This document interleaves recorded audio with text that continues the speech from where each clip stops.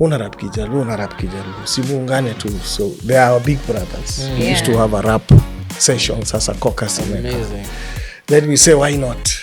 When we gave it a shot, we won that competition, won the other one across the road, so we won both competitions. Wow. And Ted Josiah called us in at, you Gidi, la maji mukuja and Gidi maji that.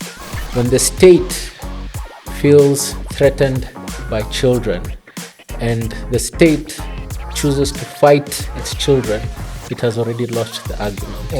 Even though we have an IEBC, is it a credible one? Will it be able to midwife a credible election that midwives the voice of the people?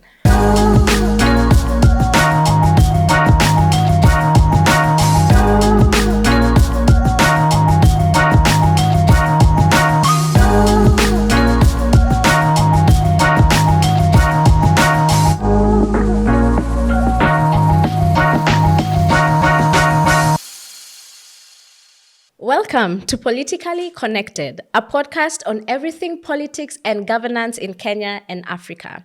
Here we unpack the complexities of people, policy, and power.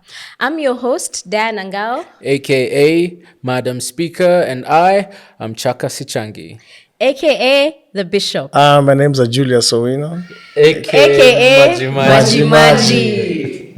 Fantastic. Thank you so much for joining us this morning. We are truly honored to have you here.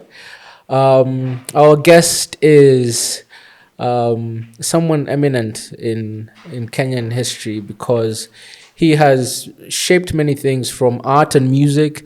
He has shaped our media space because he's a media owner, he's a businessman, he's a politician, and he has very many sides to him. And we're pleased to have him here today on Politically Konekted. And his name is also political because it often reminds me of a great rebellion that was led by Ketile Ngwale, the Maji rebellion.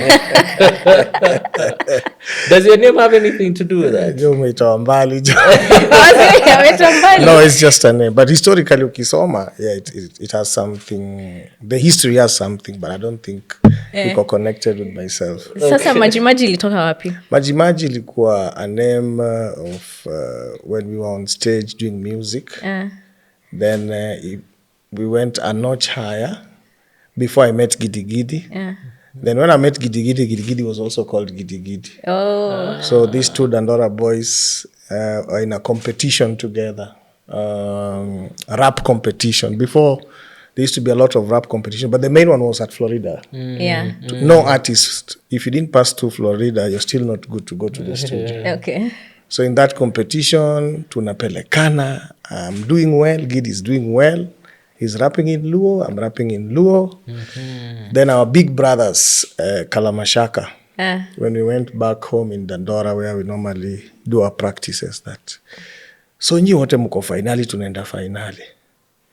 Una rap Kijaluo, simuungane tu. So they are our big brothers. We used to have a rap session, sasa caucus. Amazing. Then we say, why not? When we gave it a shot, we won that competition, won the other one across the road, so we won both competitions. Wow. And Ted Josiah called us in at, you Gidi, la maji mukuja and Gidi maji remained that. Wow. That's an amazing, and it's interesting that you start with history and you give us background and context to your beginnings and your musical journey. One of the questions we like to ask here on Politically Konekted is, what is your earliest memory of being politically aware? Ile time ulijua kuna kitu kama siasa ama wanasiasa. Let me not call it politics, but power play. Goes way back, I think in 85, 86, 84, 85, 86. Then I asked my dad, those gunshots and everyone running, etc. At some point, what was happening? Nini, then we had a talk. Wow. He told me 82 there was a coup. Mwai was to be out, and for a minute things changed and they went back to normal. So for them, I just had the appetite for history and what's happening around me. Oh, so what's happening is around 85, 86, you're remembering. Yes, 82 there was a coup. There was a coup. And I was a very small child. Yeah. But I remember movements, dad trying to run around, blah, blah, blah, story mingi. Then one day we just had a talk and he told me, okay, power play, Ochuka, KBC with Leonard Mambo, blah, blah, blah. And for a minute, is it on record that we had another president for some few? Was Ochuka 6 minutes. Was Ochuka the head of Kenya for some point? Yes. Yeah, that memory. So I started gaining interest in what's happening around me. The main one again was the political duel. I think that is one of the most political that had a lot of flair locally. That was Robert Ouko versus Job Obino. I remember in Kisumu. So one had football, ball, and Ouko had this flair of intellect. It was a big issue. And I think Omino won, and no one could believe. So it attracted very young minds into it. But I could remember Mlolongo issues with Moi time. We come to 92, Mlolongo.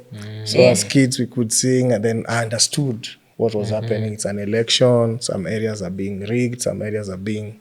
The line is long, but the long line does not win. The short one wins. Through that, we were until 202, still active, understanding what is happening. Yeah. Yeah, so pretty much understand. Wow. Mwai of Kinanyona. You know, it's interesting how now that you've brought us to 2002, you've shared with us before in another Off forum, camera. how you were picked and that song became a campaign song and a national anthem at the time, really. Yes. And you shared with us how it just came together in a very interesting way. Maybe you could share that with us. Yeah, we recorded the song. First of all, it was a song about two frustrated ghetto boys. So it wasn't a song for the political moment. No. I tend to think the energies and frustrations we had mirrored the frustrations Kenyans had. So here we are in Dandora.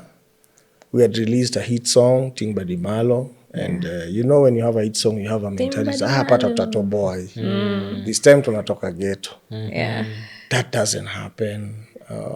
Communications changed. The distances between us and our help. You're back to your original state. No shows coming on. We have talks with Gidi. We are frustrated. One day we meet again at some kakona. We are still frustrated. Then my friend Gidi, we sit down, we drink water. We drink water for a very long time. For a very long time. And then when the water was too much, our frustrations hit rooftop. And no, we can't give up. We are unbowgable. Haiwezi. Yeah, so we decided. Then what to do? Gidi says, I'll go to college. I say I'll join college up on Mbele, but now let me look for business to do so that I can keep paying my rent there, etc. But that spirit goes on. We drink more water. Before we say bye, we say, mazetu atoboa tu. Then that memory remains. And one day we were listening to some Jay-Z song with the beats almost like Unbwogable. Then freestyling hapo sasa ndio ikaanza the beat had that bounce and we said it's in ngoma kali.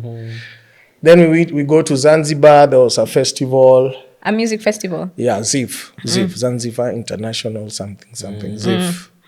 We are performing, but the journey was also frustrating. We had very little cash. We had to sit in the bus for long. We didn't know how we'll come back to Kenya, but we said maze lazima tutoboe tu. We get to Tanzania, move to ZIF, but now the energy, we took it on stage.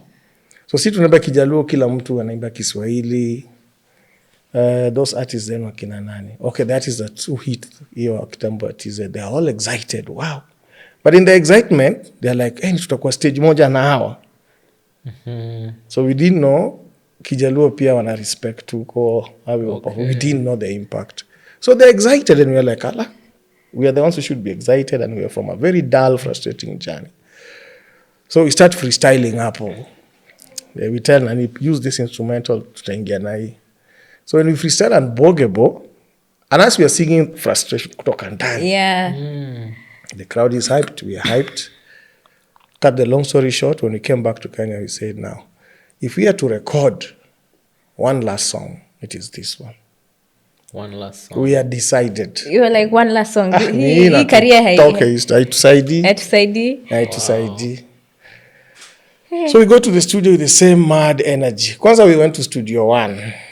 Lucas. Ogopa DJs. We sat on the reception for 6 going to 7 hours. We're like, hey. Ai tukasema na Gigidi akasema nyejo tumechapa. Kama tunaweza ika reception masaa 6 na tunangoja tumechapa. Wow. We go back. Another chance came. Ted gives us a call and we say, fine, we are coming. Still Ogopa? No, now Ted. Okay. Blue Zebra. Yeah.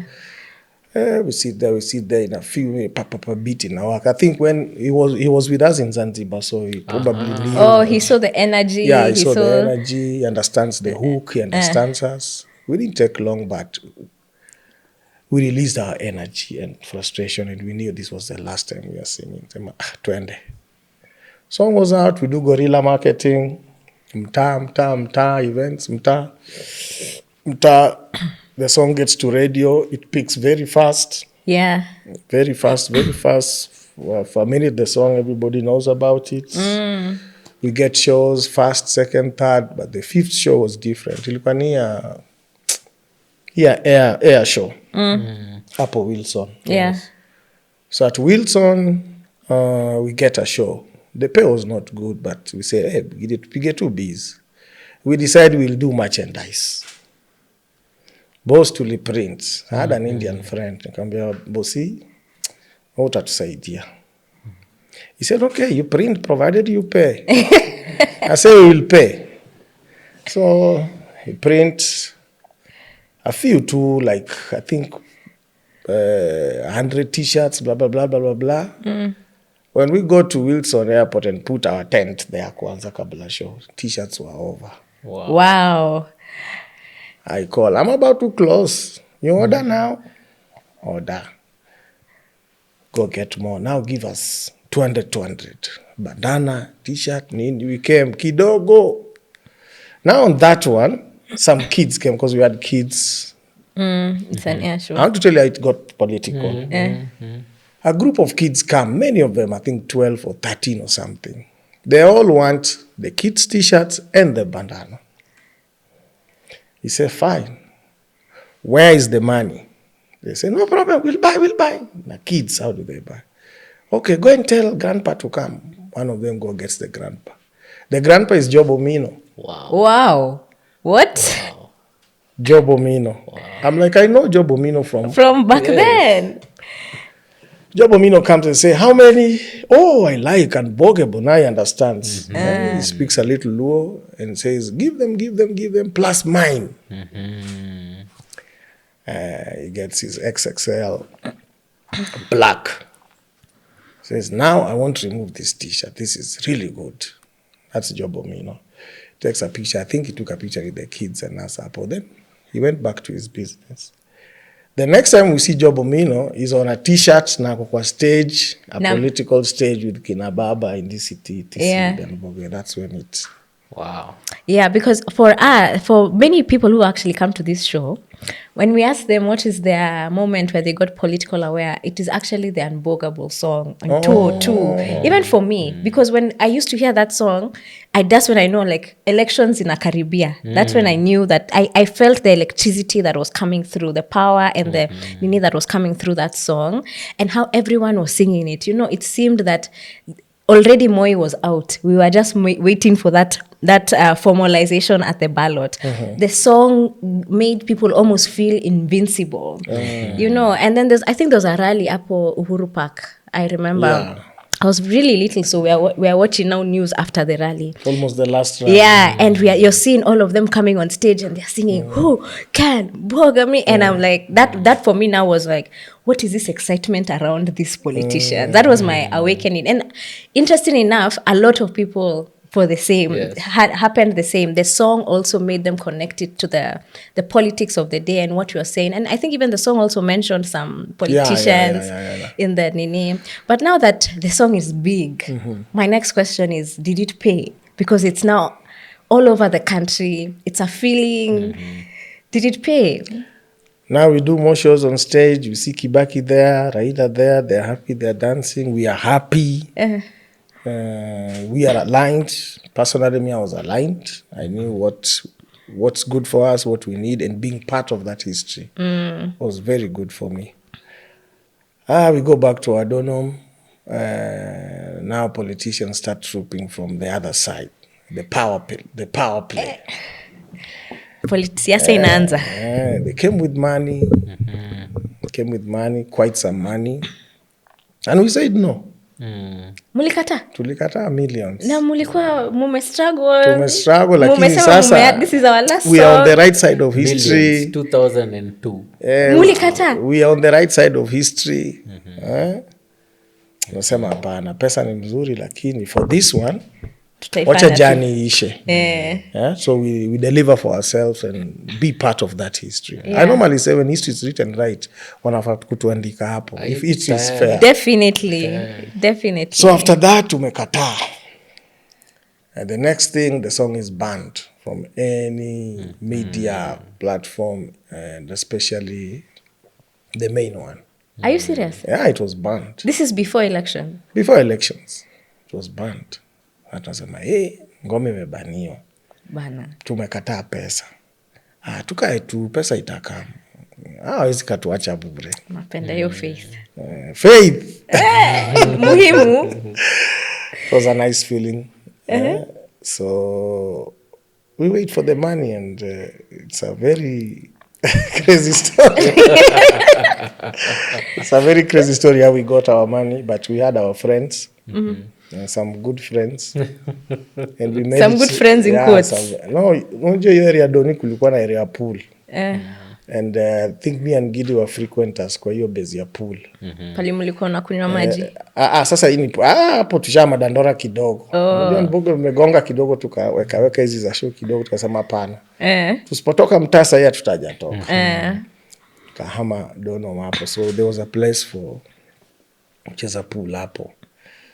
So friends used to come a lot, some of them even cops who are very good friends, and we talk to friends and we say, mazecho kuna idhaa inasonga na kuna vile tunafaa kuchukua vitu zetu zingine. To cut the long story short, tulipata do ingine hapo. But we really dug deep. You've not given us a story. I really dug deep. But we need to bring us with Gidi. We bring you back with Gidi. Tuchapie your story. Then we have to do that. You know, what's very interesting, there's a point earlier you said that you think the reason why people connected with it is because of a shared spirit of frustration. Yes. And people were connecting with it. And what's interesting is how art and music enable societies which are usually divided along ethnic lines and language, help people speak a common language and find a common meaning to be able to express themselves. Yes. And I want to try and draw a parallel to something that's going on currently. We've seen all through history how the government has been threatened by art, by music. It was banned. So it was a threat, this powerful tool. We've seen theater. We remember people like Whispers. Remember the exile of Ngugi wa Thiong'o, all because of the pen and the art, theater and the art. Sai tunaambiwa watoto wa shule Butere Girls wanasimamiwa na makarao kamia wasiendelee, media isikuwe cameras hapana. What do you think of that, coming from that context? It's a very sad thing. It's a very, very sad thing to happen in 2025.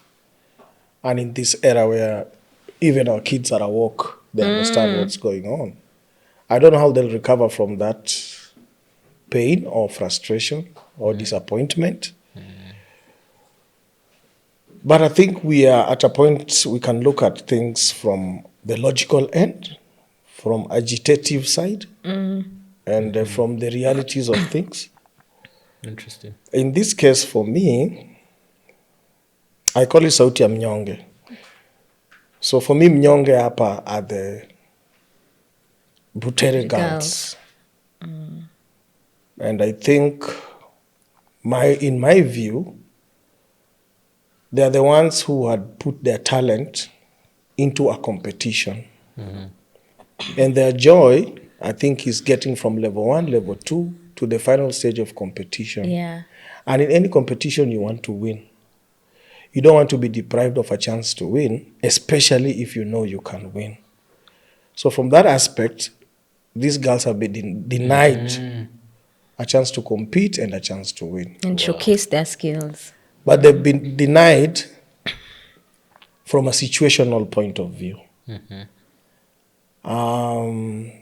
Cleophas Malala is a writer, he's a leader, he's been elected before. With due respect, I respect him so much. But if we look at where Cleophas Malala has come from to now in the recent past, kwangu yesi mnyonge. Yesi mnyonge. The other side is the government. These kids are in a Kenyan education system. These are co-curricular activity recognized, of which the winner gets to visit the State House and perform for the president. Before they got to this level of the nationals, they've passed through processes. If the creative content, there was issue or need for scrutiny, it could have been stopped early enough. Before even it got to regional. Or they could have been advised early enough. Probably the environment, the Kenyan environment, this is not okay. Can you go for a play?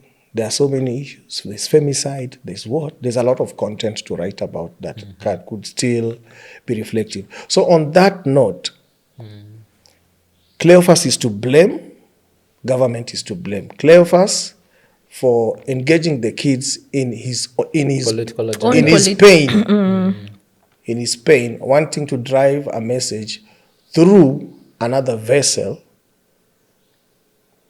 that is probably a bit vulnerable or excited to be written a play by Cleophas, a hero or a leader. And he chooses to write this play that he has an interest in driving a particular message of his own concern. Although Kenyans can be concerned about the issues, but he is more concerned about driving that. So he knew what he was doing. The government knew what they was doing. So I stand with the Butere girls. They've been denied the opportunity with the government and Cleophas Malala. So both Cleophas Malala and the government are answerable to these kids. And they need to come out clear. It's even not the government. Like Cleophas yesterday was saying, Ruto is my friend. I know you, William Ruto. I know you. You know me. We are friends. So kwa bifi yake na friend wake, wana affecta atoi. Because why would one school be an issue out of the so many schools? And why would one playwriter be an issue out of the other playwriters? Watu address watu ambie kwa nini wamenyang'anya watoto the opportunity to compete and win and to develop their skill and talent. And also for them to also have to witness the police force at such a young age. Nasikia walienda kwa stage, they only sang the national anthem and they said they're not going to perform anything more because they felt harassed by the police. You know, and I'm like, at that young age, to be able to feel that way or see such things and also just see the politics, because now it's negative politics that's coming to play at such an artistic stage, because that's where you know, when you're at that stage, you're young, you're enthusiastic, you have these creative juices that are just flowing through you. So for them to be curtailed, it's just unfortunate. That I like how you phrased it. How ndio wanyonge? And it's interesting. You've said we stand with the girls, the Butere girls. And what's another perspective that's interesting is somebody was saying that when the state feels threatened by children and the state chooses to fight its children, it has already lost the argument. And something interesting Madam Speaker said is that now we've learned today that walikata kuperform, but kwa kukataa they made a political statement. Waliingia wakaperform national anthem, alafu wakasema hawataperform hiyo play. So standing with the girls, how do you think, remembering what happened last year with Gen Z, hawajaachana sana. We were seeing clips of Gen Xers also having, comments and being politically aware. How do you think this will actually fan the flames and make even more a whole new generation? Because they're watching. They are watching and silent, and they are aware. They are not just watching; they are more aware than we are. There's so much information around them. Yeah, this will affect so much. One aspect, one thing they've managed to put across is that I don't know the content of the play, but whatever the content is, by them choosing to sing the national anthem, they've confirmed something. We are patriotic. Yeah. We're in our country. We love our country. Mungu nguvu Yetu. They've picked a song to sing to showcase sini wa Kenya in nchi yetu, and we stand by what we believe in, and what has happened to us is not good. And we won't give you that power to perform this great piece at your comfort. It's powerful. So they've made that statement. Mirroring back to Gen Z, that's last year, those energies are quite the same.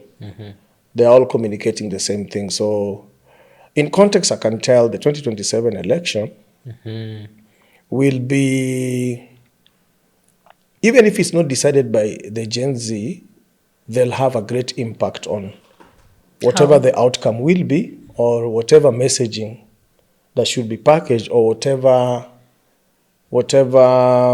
the manifestos will be written, they'll have an impact in the content of that election. They'll have a great impact on how their parents will vote, because they can now engage their parents in a situation where they engage parents in governance and political issues. And you find they have really good reasoning. Like I was in a setup where there was one dad, he had picked the daughter. I was to meet the dad. So in that meeting, there was the daughter, there was me, and there was the dad. Then the dad engages in politics, and he wants me to see that the daughter argues politics well. So he brings the issue, and they say, you see, sweets I used to buy in school that were 5 bob are now 10 bob. That's my economy. So when I say things are up, I mean I spend an extra 5 shillings. Dad, pocket money unanipatiaga ni pesa ngapi? Wow. Sasa siku hizi na spend 10, mali nilikuwa na spend 5. Then she also explained that they were in an outing, they're in a more privileged school, but there was another not so privileged school that in a competition managed to get on their level. So them, wako na do kidogo na wako na food. But ikifika saa lunch, that other school who were competing well went to sit aside and wait for lunchtime EP. Because they didn't have money, and the school also could not afford to buy them. So also that aspect, she pointed out that now they had to share the food they had with that other school. That other school. So she was trying to bring how they relate to the economy from their own level. Yes. So in that aspect, you can tell they're awoke, they know what they are saying, they can relate, and the communication in 2027 will be crazy, trying to get into their space and address their issues, and also address the Kenyan issues all at the same time. Yeah. So we have a hybrid of sorts. There was one day I was telling someone that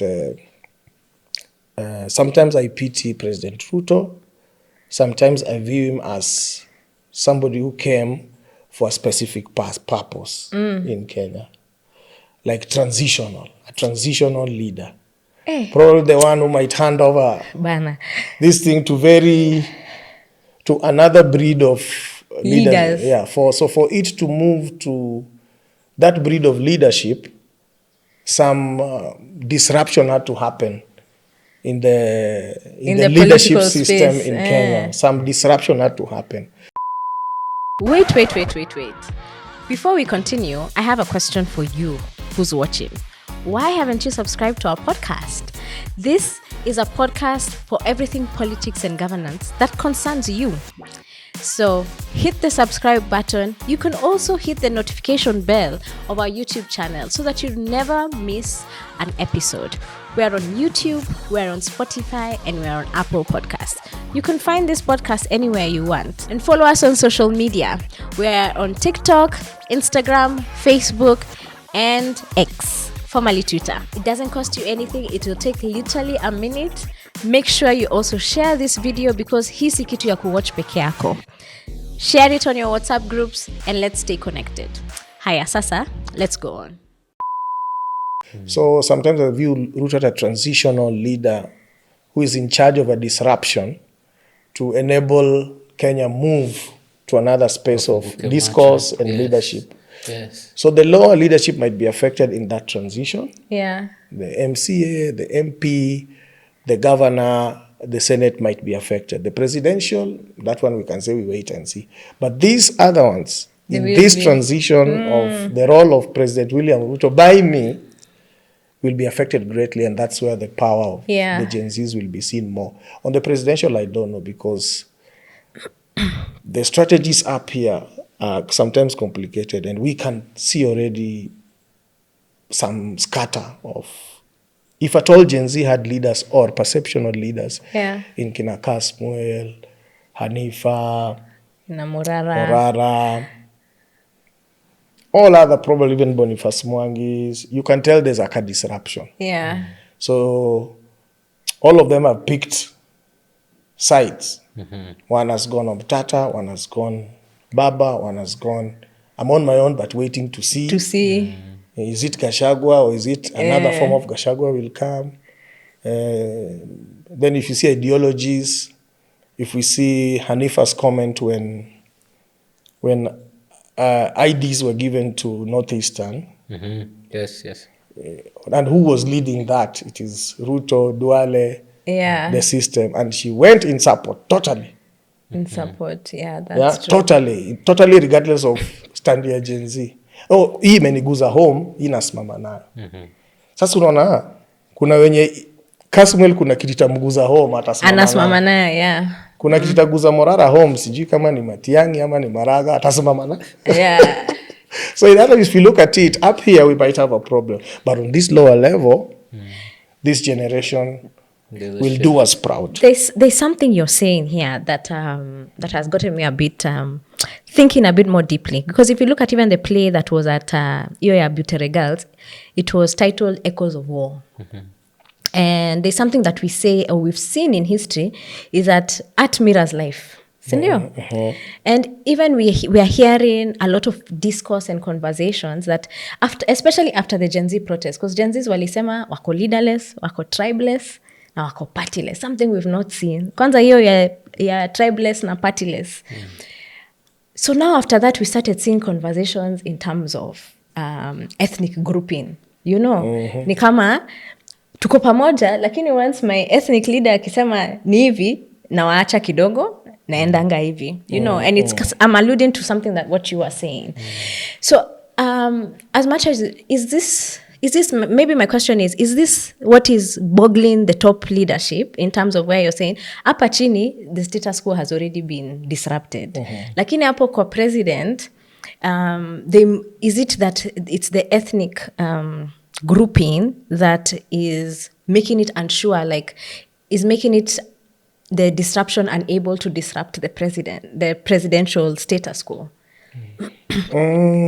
Because wanasema it's different. Hapa chini, it's going. That's what I'm saying. Hapo juu is formed by very experienced politicians who have seen a lot happen through. And probably their reasoning might remain the same or their calculation might remain the same. In 2025, let's call a spade a spade. it is a fact that Kenya is a multi-ethnic country and society. Yeah. That is a fact. It can easily turn to tribal. I believe ethnicity is not tribalism. Yeah. Tribalism is a product of negative ethnicity. Exactly. Very well said. So it can boil into tribalism, and it has always done that. The recent example I can give is when Gachagua decides to call some media houses and address the entire interview in Kikuyu in 2025, I felt that was out of this place. I think Kenyans now 98, 99% can understand Swahili. Yeah. And probably 80% can understand English. Yeah, give me this, I give you this. Basic English. Basic English. So it is not necessary. And he's a that. national leader. It is not necessary to do that now. The others might not speak in their dialect to address their people, but you can tell in their movements, the calculation of their movement in strategic campaigns, you can tell. Nikipiga hapa, napiga hapa, napiga hapa, na control. Nikigetule nimweke hapa, nime control. Yeah. Which, it's not a bad thing. You're calculating to win, but the impact is that it might override your agenda as a leader. Yeah. It might override your agenda as a leader because now each block will start asking you, if I need this road for me to do this. This other side, I need this, I need this, I need this. Instead of looking at Kenya as how do we do infrastructure to open this, and do this and do this. So that for now might still be an issue to some percentage, but over and above, like I said, Ruto is a transitional president.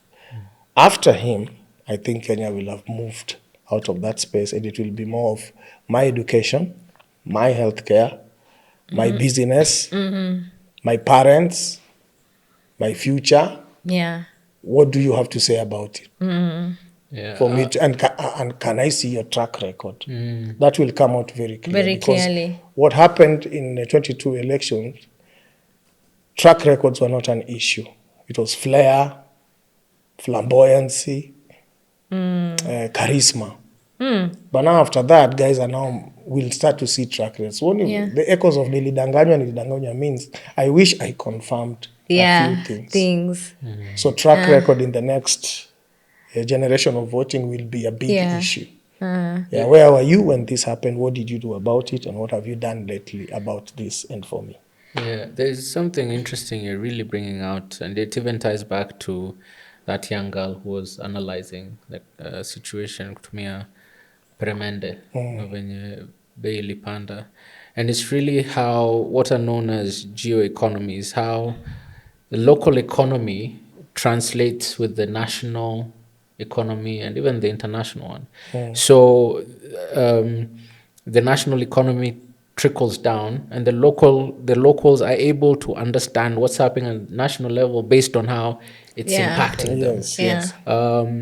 And I want to ask you a question based on how perspective where people are situated.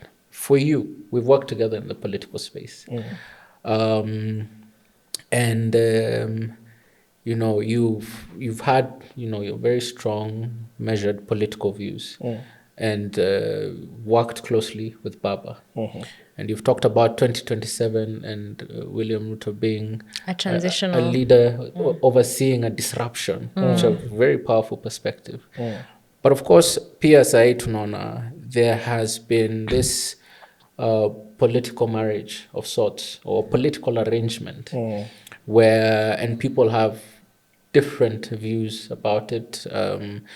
Some people say it was necessary for Baba to step in to stabilize the country. The alternatives were not tenable. And there are others who say he's sold out. We were even discussing that this morning, and they can't fathom how can you come together with this person who is so controversial.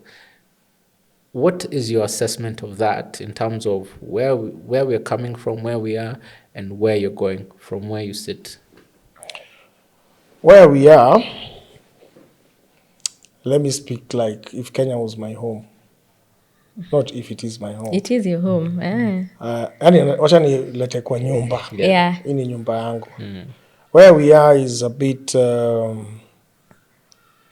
not so very organized, but the disorganization has brought some safety, some surety of sorts at home. Like things are bad, but at least we have a home.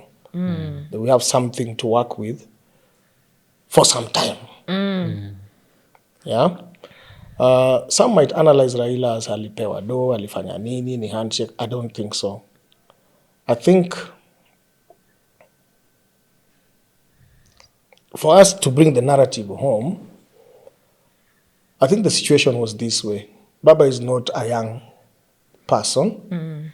His ambitions are very normal in his level. He's not like a 40-year-old trying to be a president where it's a do or die thing.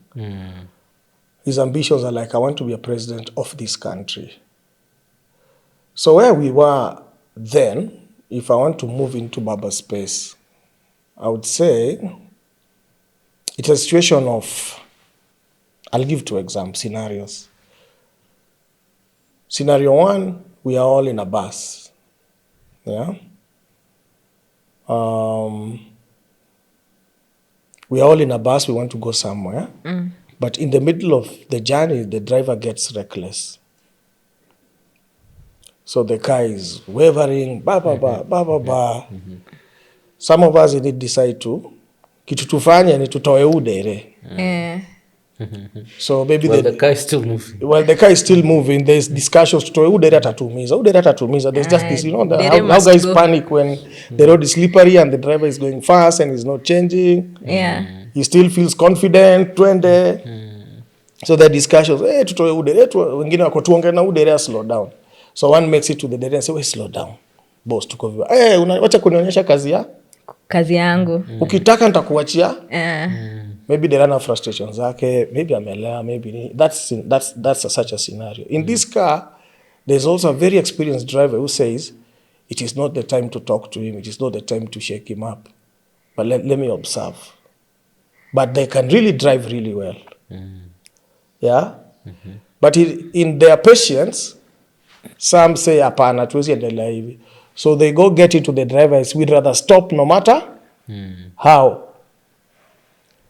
So in that aspect, some experienced guys say, one says, no, I'll stop it the best way I know. How? So I think Baba's reasoning was, let me stop this vehicle the best way I know how. Then I'll talk to the driver. If he's ready to continue with the journey on my terms so that we are all safe. And if I confirm that cannot happen, I can as well drive this vehicle. I tend to see Baba had that reasoning. Si mambo na do as such. Sio mambo na handshake ni poa. I think ni more of that scenario. So how do we get to Nakuru as planned safe? Then, once we get to Nakuru, I'll remove this guy. Or we'll change the driver, or we'll change the bus or board another bus. But first, let's get to Nakuru. Hakuna accident, hakuna nini. Tumeona wengine, kwa kupanic waliruka kwa dirisha, wakatoka. Heri wakuwe na wavunjike mguu, lakini wametoka. Juu washakuwa convince basi inaenda kuroll, but not winning. So the experienced driver say, let me work on his psychology, pole pole, slow him down. And when we stop, I'll have a serious talk with this driver. And he must understand that I am a better driver. That's scenario 1. Scenario 2 can be the home is yours.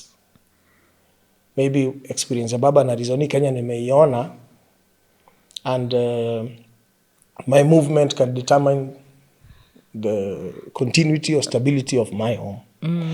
But he has also employed some managers who are funny. So manager amepiga shughuli zake huko nje, ameharibu vitu. So now the community out there decided, huyu mtu anatoka hapa. Kwanza afai kuishi na sisi juu amefanya nini, so tunataka huyu mtu atoke, tunaenda kumtoa. Hata kama anaishi kwa nyumba ule mzee na tunamheshimu, huyu mzee leo atafaya huyu mtu. Na asipomfaya Anguka choma naye. hiyo boma yote plus hiyo ya mzee atakaa tunampenda. So here people with paraffin, with matchsticks, and the reason is this house manager I have employed. How do you participate in giving a matchstick to burn your home? And the manager is also not living in your home. Will you burn your home with the manager in it and yourself? Or how will you handle that situation? So that's another scenario I think Baba reason to say, first of all, how do I keep the matchsticks aside? And this is my home. I must be in charge of firing this guy. But first I must find out what he did outside there. Why do people want to burn my home because of him? And why is he afraid not to get? So first, let me save my home, secure my home myself, and secure any scenario that, because you might burn my home and burn the neighbors and all that. That's the scenario I think Baba was in and made a wise decision, in my view too. Slow down the car, save the home, but I don't think he has postponed that if the driver is reckless, he will never drive again or will never live in my home. I don't think he has postponed that. Yeah, because many people see that it was very self-serving of Baba, purely because of what we saw on June 25th. You know, the conversation we're having earlier is that we learned of someone who was in ODM and left in principle after the sort of, when the broad-based government came in, and he left on principle saying that, you know, after what he saw the regime do on June 25th to the children on the streets, and then having his party donate some key people into the government, to him he felt like it was betrayal. And a lot of people by their online see it as betrayal, because do you think, let me even just move it, do you think that if the protests continued in June 25th, because there are countries where the revolution has not waited for the ballot. There are countries where the revolution has, you know, the protests continue. I think it's Bangladesh, or is it Sri Lanka? It's Bangladesh, where the students now even went and removed the prime minister and she had to fly away, and then ended up having a transitional council. Do you think that could have been a reality for us? Or do you think at that time the protests had now been infiltrated, that it was now chaos, we were burning our country?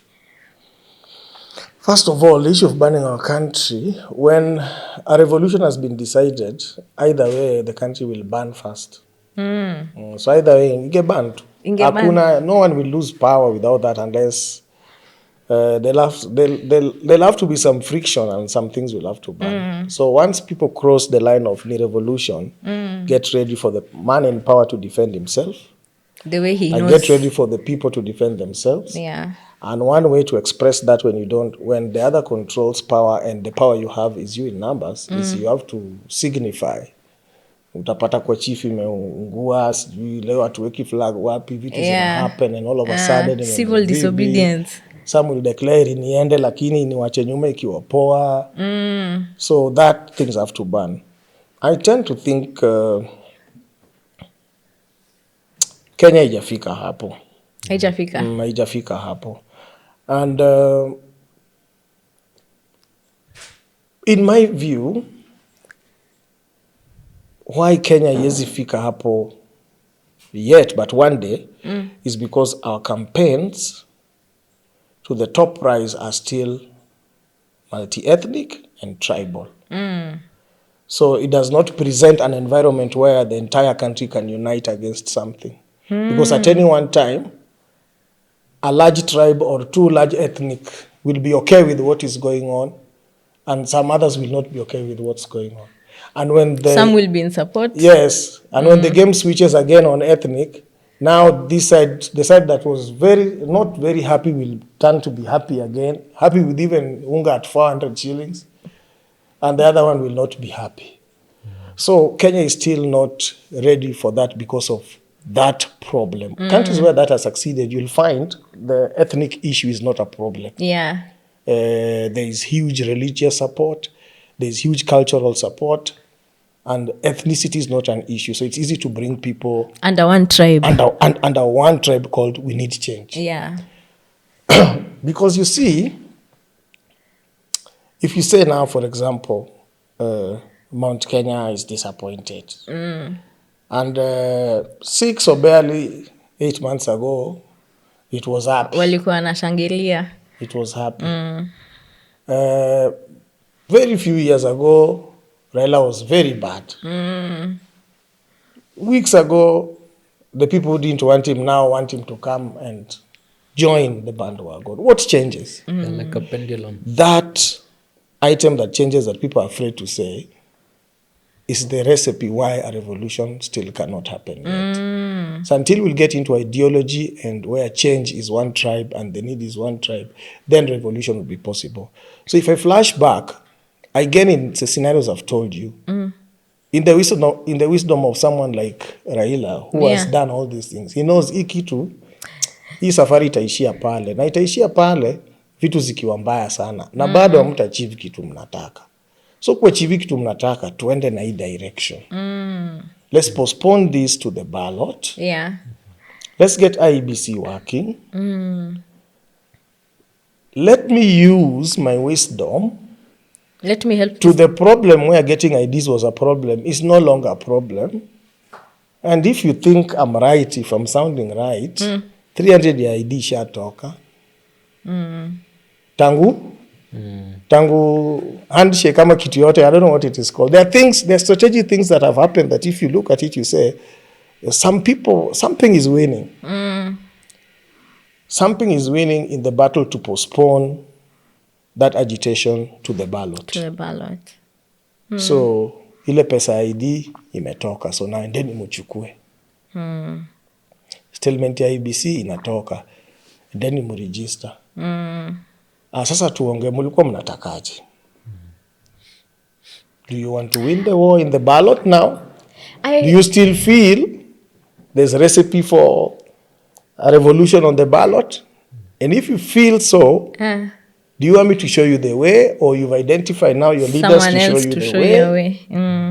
Do you feel the current one is now okay, and we move back to the nitaongea na dere nionekana zaenda na jani, na kama hizi endelea na jani akumbuke mimi ni dere mnoma sa? I hear what you're saying, lakini na struggle sana because like I see this incremental things that are happening. I mean, so that when we get to the ballot, we have an IBC, we have people who've registered for IDs. I see that. Lakini saa zingine naonanga the way things are playing out, that even though we have an IBC, is it a credible one? Will it be able to midwife a credible election that midwives the voice of the people? Unaona, many times I feel like maybe 202 was the only credible election we held. Maybe. I don't know. I hold a different thought. I don't know. But I'm wondering, like, sawa, hizi vitu zinafanyika. IDs is a great thing. Everyone should have an IDs and we shouldn't pay for it. We didn't need to even pay for it in the beginning. That's a great move. Lakini sasa, where I'm struggling with ni kitu ya IBC, which is good. It was a stalemate that was there, and it's good that it's moving. Lakini when you look and scrutinize the process on how it is moving, it's not as it is, you know, the way in Kenya tuko na very well written laws, lakini when it comes implement, kuna kamchezo inafanywa huko. So that's how I'm seeing. I'm like, sawa, these things are moving, but then also it should matter the how these things are moving. So sawa, baba alicheza venye amecheza, lakini I don't think the revolution should be postponed in terms of waiting for the ballot. I think the revolution remains alive by vigilance. Yes, the revolution should not be postponed. Yeah. However, in the wisdom of choosing the battle and how you're going to win, the revolution can be moderated. Can be postponed to where you can win, to a battle you can win. Why is it a battle? In fact, let me get back. Was 2022 credible or not? Credibility was not an issue in 2022. It was good numbers in agreement with change. When the numbers are big, however much you want to tamper with, the IBC won't help you. It won't help you. So if they mean business, if people mean business, and they feel they need to get hold of the country, and the country is not doing well, with the IBC as it will be, if a lot of numbers agree, it doesn't matter. Where's the 1.5 million? 202 was not riggable. That's true. Yeah, It was a wave. not. I think even in the last minute, I've had President Ruto say he went to see Uhuru to see if there's some magic that can be done. And he told Uhuru, call Mzee. And Mzee told them, write a speech, write an acceptance. Speech. Write an acceptance. I think that's the response they got. Like, again, then they understood. Amen. That there's nothing you can do. So when the numbers are there, Okay. that's what I'm telling you. Some things are happening. They are very small wins, but they're important in that postponed battle. If you're checking things, I like in that postponed battle, someone is preparing you for a battle that you can now win and go home and see it happen. Not stay and shed blood for it. Yes. All you need to do is pick your ID, register, mobilize, talk to your people, convince them, not with hate. Yeah, with love. Not for with the love, country. with logic. I want you to vote this way because 1, 2, 3, Magic. 4, 5, 6. Who in this country has voted with logic, Germany? Exactly. Majority of the people vote No, by emotion. No, guys will bring that in. The guys who want us to vote with emotions are the ones playing emotional game now. Yeah? Kuna watu wakiamka wanasema tu ule mtu spendi koti yake, spendi nini, alini promise sweet, akaleta githeri, sikuwa nataka githeri, sijui.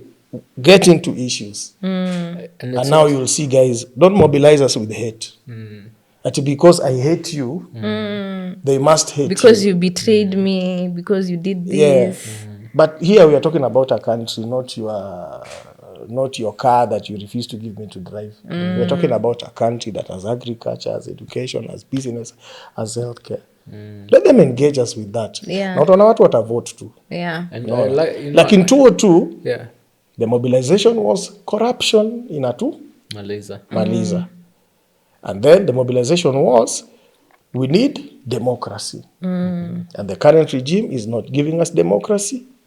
And the corruption is on the rise. And ethnicity is getting on the rise. And for us to change, we need to put this in order. And they brought their options.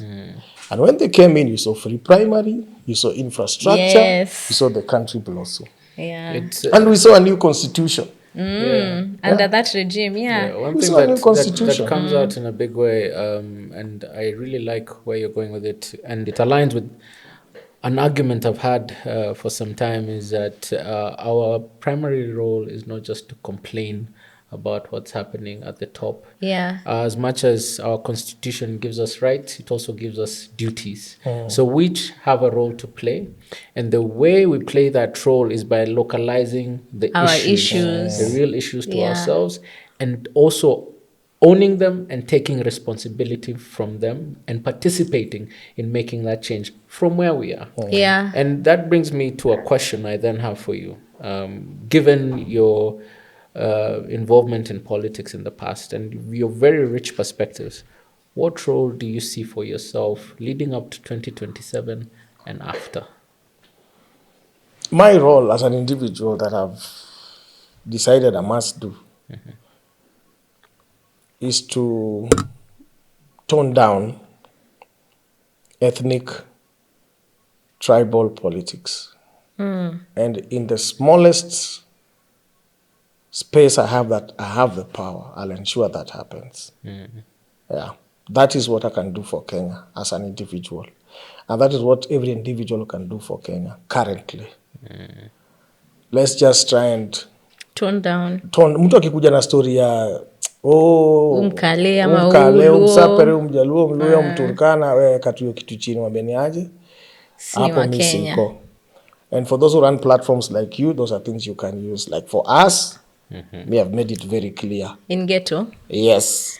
Any tribal, ethnic position of interview or advocacy iko nje. Issue based kuja tuongee. Haifanyi, wapi pabaya, ungetaka ifanyaje? Option ni gani? Usiniambie sijui story. That will kill us. Because I told you from 84, 83, I could understand whatever happens around me that is politically inclined. If you look at how we arrived at 207, ethnic violence, something is being mirrored as we speak. Some? Yeah, you can see. There's some spices being added. Yeah, there's spices. There's a lot of resemblance to how we arrived at 207.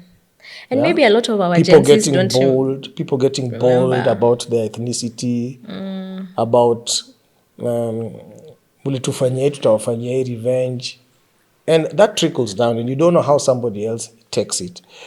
It builds radicalization against logic, against logical reasoning. And when you lose logic is when you'll see a professor with a bow and arrow and he feels okay.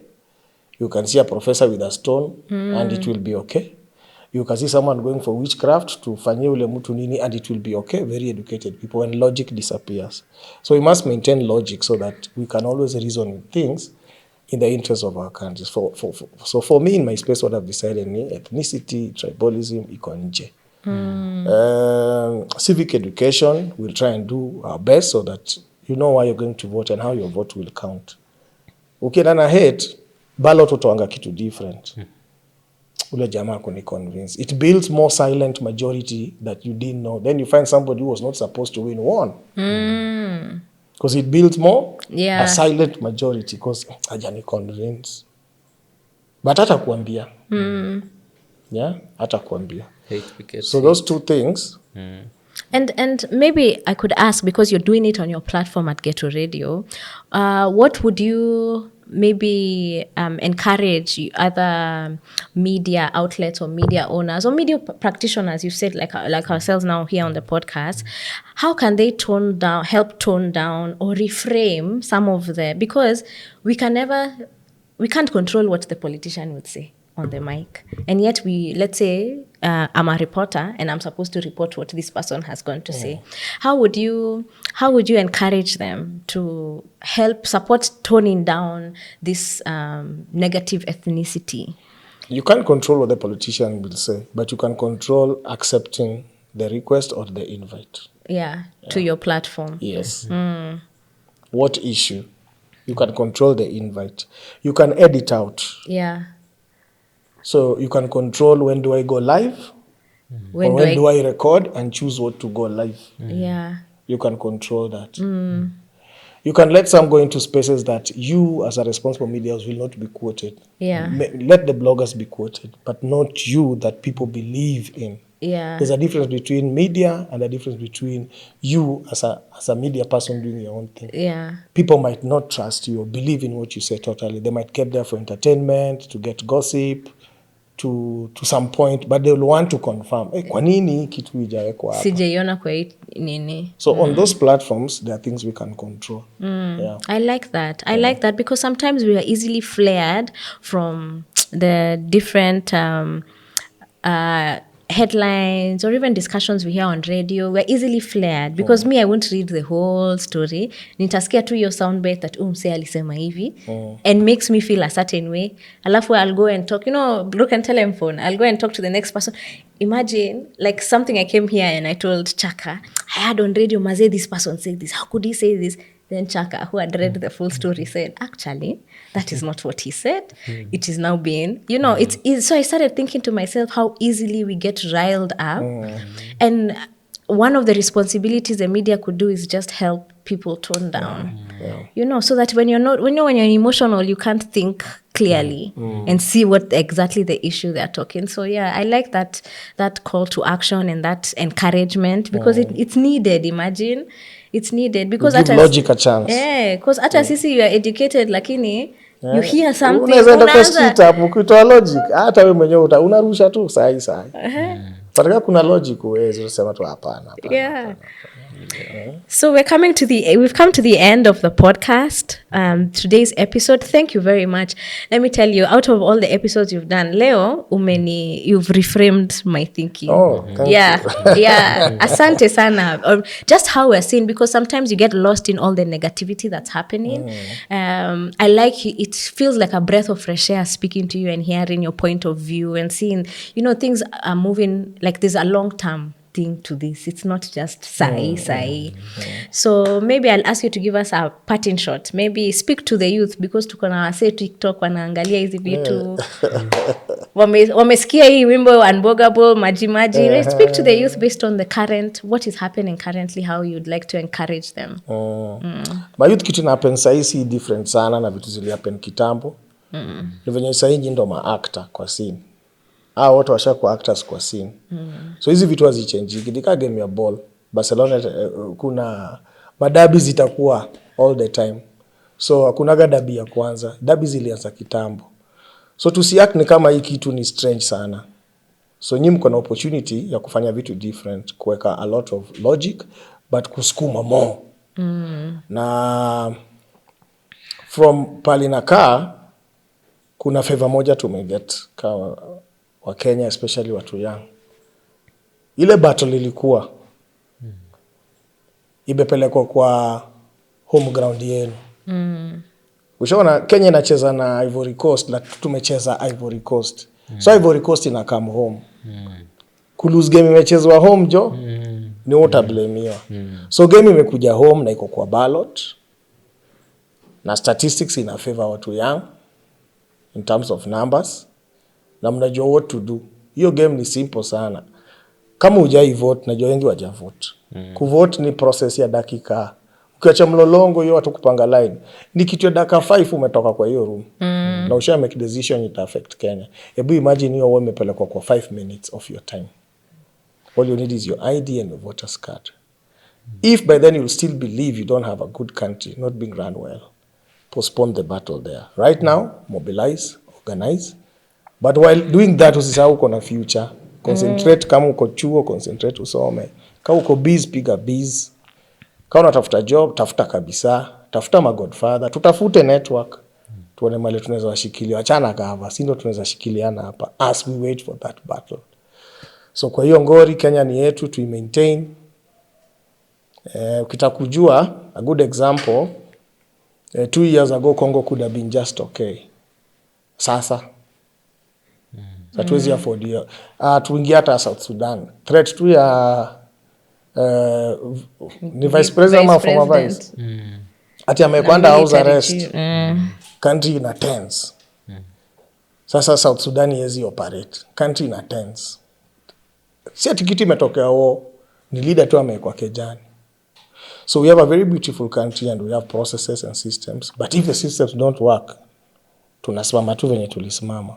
But currently the battle has been postponed. That is if we are talking politics. Other than that, embrace your talent, skill. Take any opportunity that comes your way. Run with it. The future is yours and it's very big, especially in this era and time. Wow. And you are unbowgable. Hey, yes. You are like unbowgable. So that brings us to the end of our episode today. Mumesikia, mobilize with logic and not hate.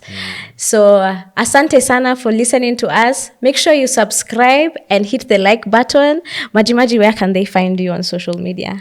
At Majimaji Kenya on X, at Majimaji Kenya on Instagram, Majimaji Facebook, at Majimaji Kenya, TikTok, and on this podcast. And also on Ghetto Radio. Yes, I'm on Ghetto Radio. That's 89.5 frequency. Or www.getoradio.co.ke, stream live all the time. Yes. Karibu sana. Thank you very much. We'll have you again sasa with Gidi. Mtuambie hiyo story uliwahi kutuambia. Hiyo ni movie. Hiyo ni movie. Asante sana. Until next time, we have been your hosts, Madam Speaker and the Bishop, and we have been joined by an eminent guest, Natumebambika sana, Majimaji, and we hope to see you many more times over and over again. Until then, see you soon on a screen near you. Thank you. Wow. What an episode. I was so challenged.